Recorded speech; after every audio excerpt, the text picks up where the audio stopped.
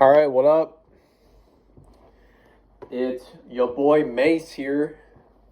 Gonna be writing up this book called The Temple of Silence by Paramahamsa Prajnananada.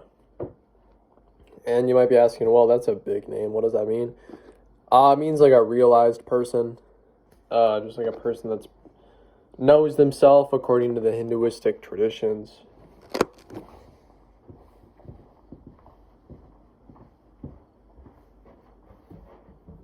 So why choose this book? Well, main reason that we're checking out this book here is because it really wraps well into what brought me to make this video, which was based off of one of the Tai Lopez 67 steps called the Billionaire Brain. It's the very first one. So what Paramahamsa Prajnananada says here is that prosperity comes through the tongue. Through the tongue one acquires friends and companions. Because of the tongue one acquires bondage, enemies, and difficulties. Even death might be the result of the tongue. So it can create friends, enemies, health, or dis-ease. It can bring prosperity, and even cause death to a human. So really what this entire book is saying is that speech is time, silence is eternity. And it's all about, I can't necessarily interpret the deep sayings of these people. But what it's trying to say is, okay, that was a bit hypocritical of me just saying that. So, know when to be silent, know when to speak, know how much to speak, know what words to speak. These can prevent trouble in life.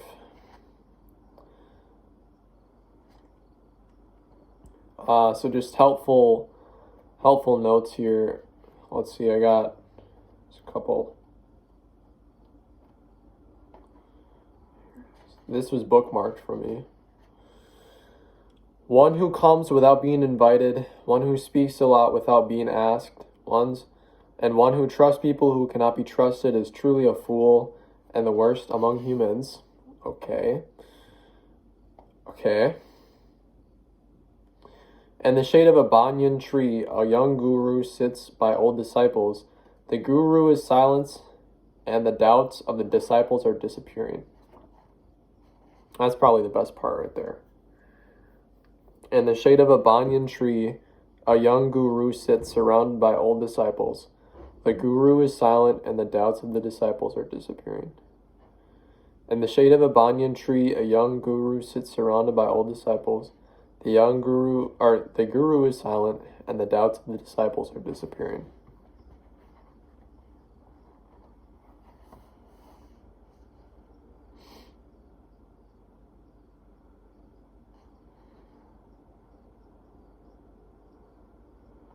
A person of knowledge is more silent, and a person capable of punishing is more forgiving.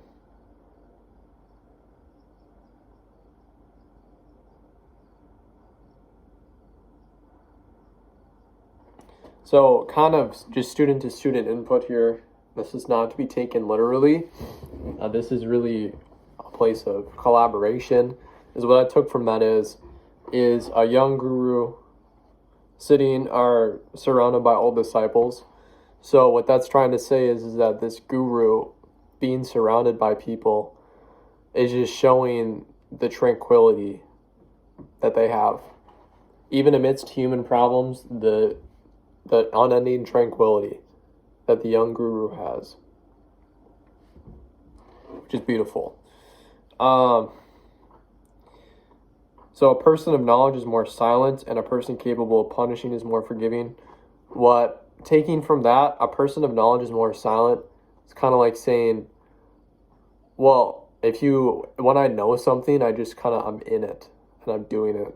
Kind of like when I'm playing soccer, I'm not talking about playing soccer, I'm playing soccer. And a person capable of punishing is more forgiving. So a person capable of punishing generally is more forgiving, because when I'm in that place of being, I try, or that being tries to maintain and show that being in other people, and it wants other things and beings to be in their place of peace. So it's really like, oh, this mistake happened, I made this mistake, but I'm being forgiven because the goal is to learn from that. So there might be like a slight punishment or change, but it's not necessarily this intense big punishment or mistake for something small. So they're able to forgive because they realize what really happened.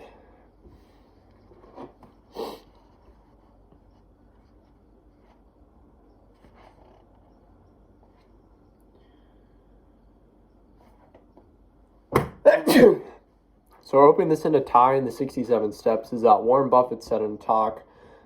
Some dude asked, what should I do with my life? Warren Buffett was like, well, if you could get 10% of someone's money for the rest of their life, who would you bet on?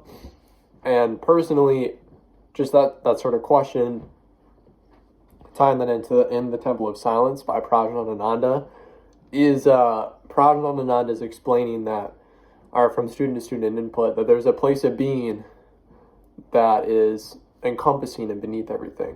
And that place of being really transcends money, or it goes beyond money in its own value.